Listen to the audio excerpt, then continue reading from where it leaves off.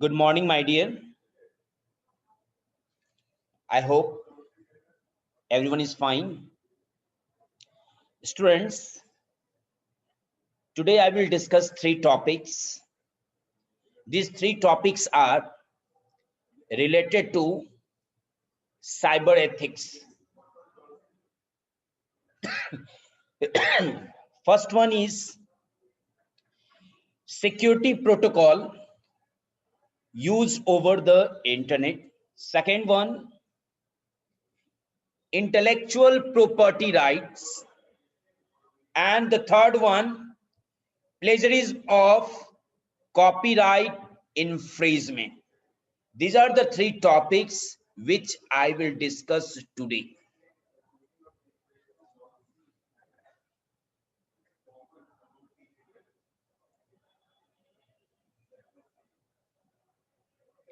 Students,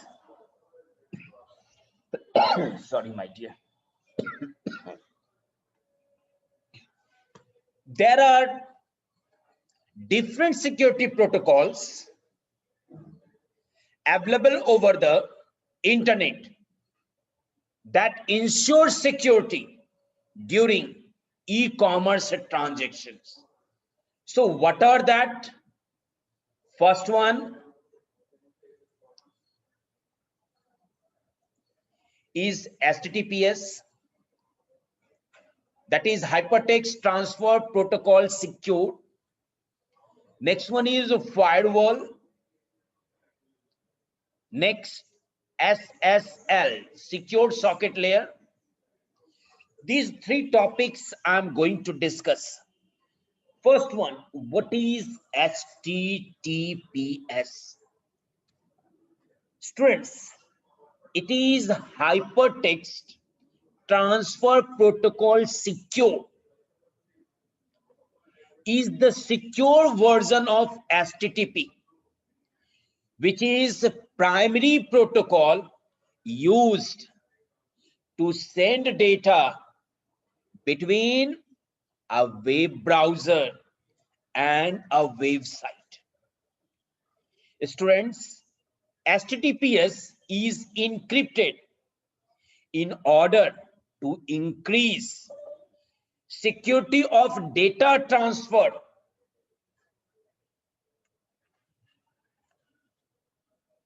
Wait. Yes, this is particularly important when user transmit sensitive data, important data, such as by logging into a bank account, email services, health insurance policy, or that means trading, yes, using the share market. These all informations that are important from the customer ends. If I am going to avail the net banking facility from SBI or from other bank, I want my data must be secure.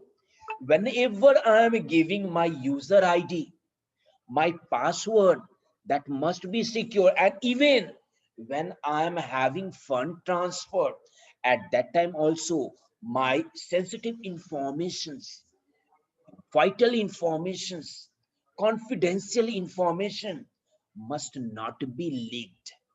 Next one, that is firewall.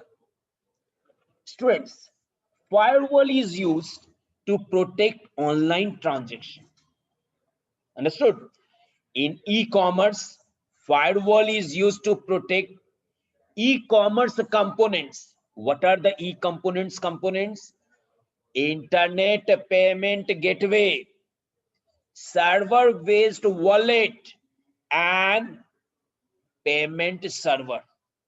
There are two types of firewall. One is the hardware and software. Understood? So these hardware and software, these firewalls are used to protect, yes, all your informations. Even when you are having a fund transfer, even if you are an authorized person, then there will be no problem from the server end. But if an unauthorized user going to access this one, yes, it will be easily trapped, my dear. Because as you know, nowadays we have two security.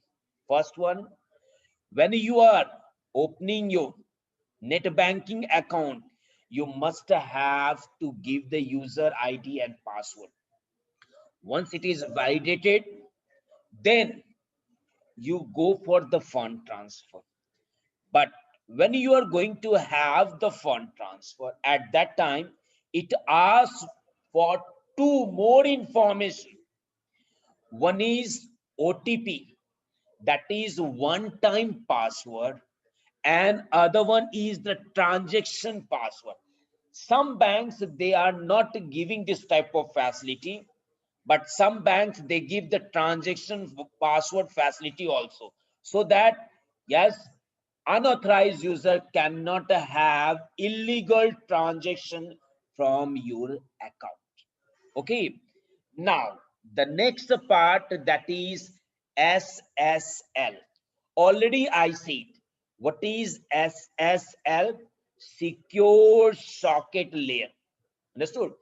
SSL is also used in combination with HTTP, that is hypertext transfer protocol, to encrypt communications between a browser and a web server in form of hypertext transfer protocol over SSL, that is secure socket layer. Students, HTTPS encrypt communications and verifies the identity of a web server. Now, the next part is intellectual property right.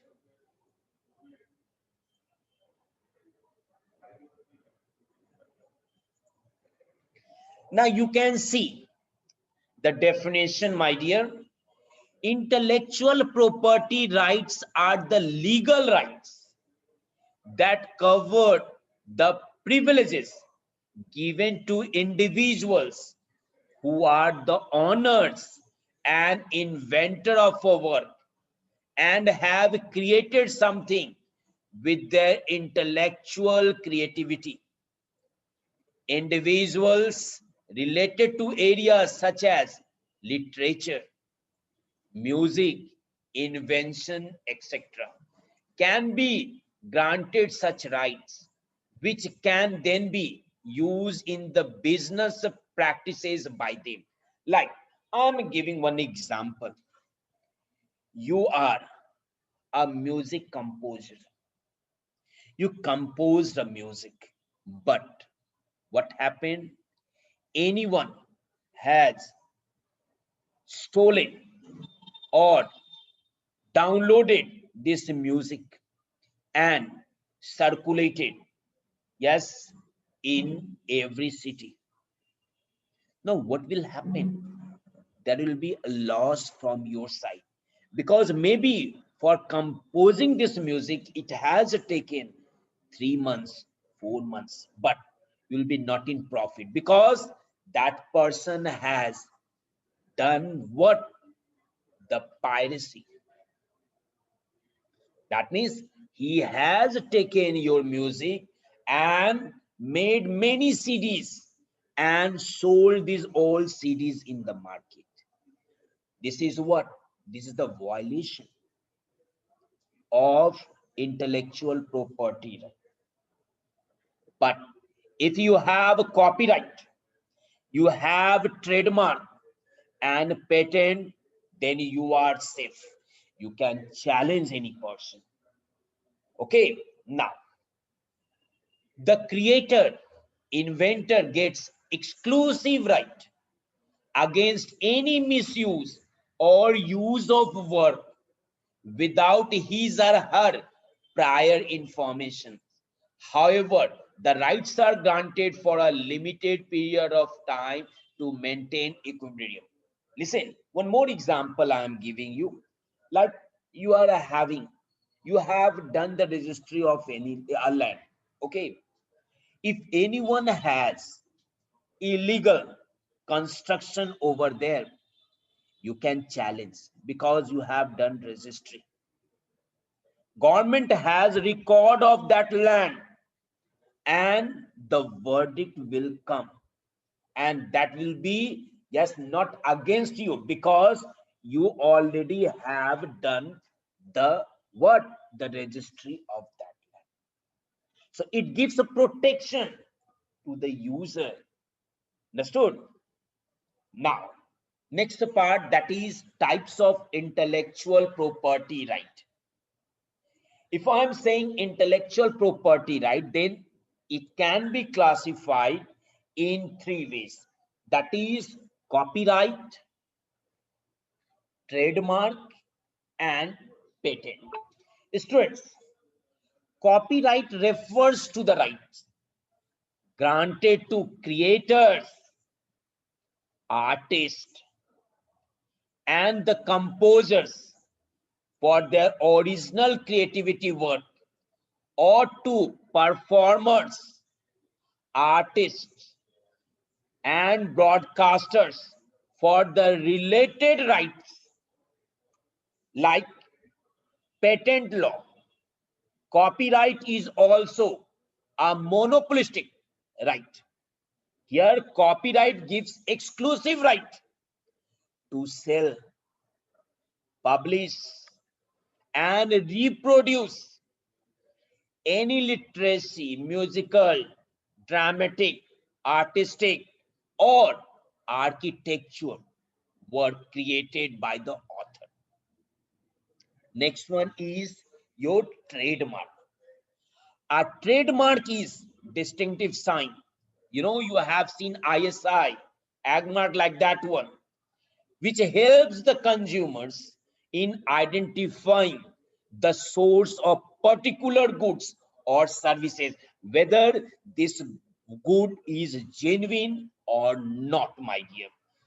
It can be in the form of text, word, numerals, phrase, symbols, design, signature, shape, color, sound, packing, texture, or combination of any of these elements.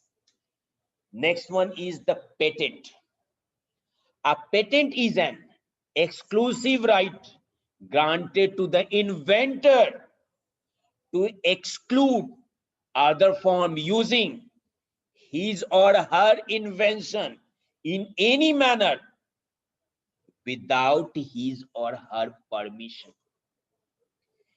It is pertinent to note that this invention can either be a product or a process that encompasses a novel or innovative solution, and that the same is industrial applicable.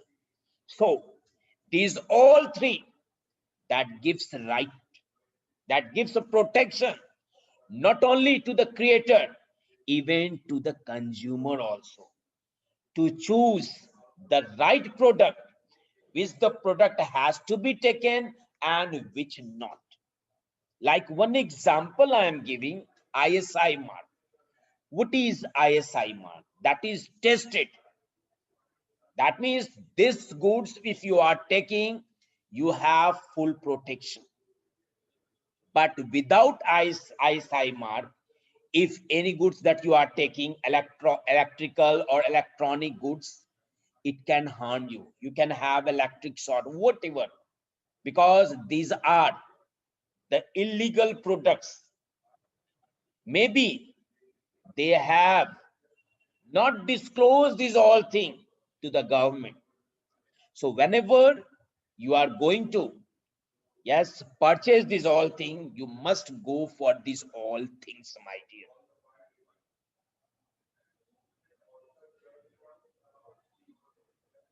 Next one is, yeah, what is plagiarism? You see, it is called kidnapping. Kidnapping means what?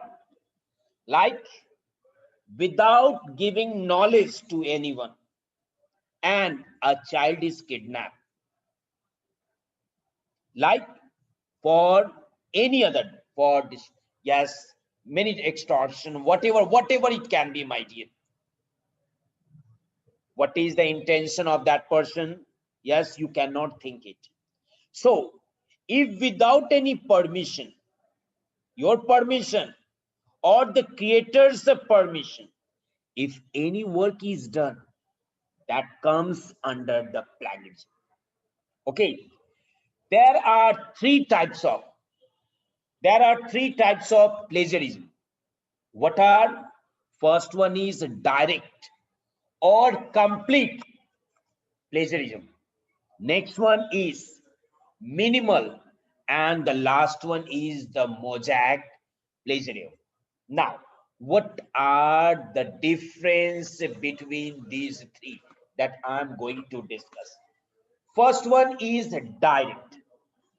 If I'm saying direct plagiarism, that means if I have my materials, I have written some, yes, books, I written a poem, I written a story, and anyone has stolen my story and directly saying that I'm the owner of this story or of this poem. I'm the poet. I'm the author. That comes under which one? Direct plagiarism. Okay. Now, minimal plagiarism is what? If I'm talking about the minimum plagiarism, that means whatever your contents you have, you see, whatever the contents you have, that is going to be edited, going to be reframed, going to be reproduced. And the third one is mosaic or substantial plagiarism. Now, what is this one? In this one, your original work, that means whatever your work it is, that is going to be suffered, that the sequence is going to be changed. Even if it required, there will be some changing in your lines. Understood? And then after getting this all thing, they can say that this is my own creativity. That part comes under the mosaic plagiarism. So students, whenever you have your own, yes, book that is written by you, maybe novel, maybe story, and even you are poet, you have written a poem, it must have the copyright. Without the copyright, if you are challenging any person, sorry, no one is going to help. You know, if suppose you have recently written a story, and this story directly you have uploaded to the website, but not done the copyright, if anyone will download and say that this is my own creativity, you cannot stop him. So first you must have the copyright, and then whatever happens that against you or challenging you or in other way, that all such type of problems can be sorted easily because you have done either the copyright, trademark, or the patent, and that gives you the protection, that gives you the right to fight against such bad elements. I hope I have explained each and every topic that was in my agenda. Thank you very much, my dear.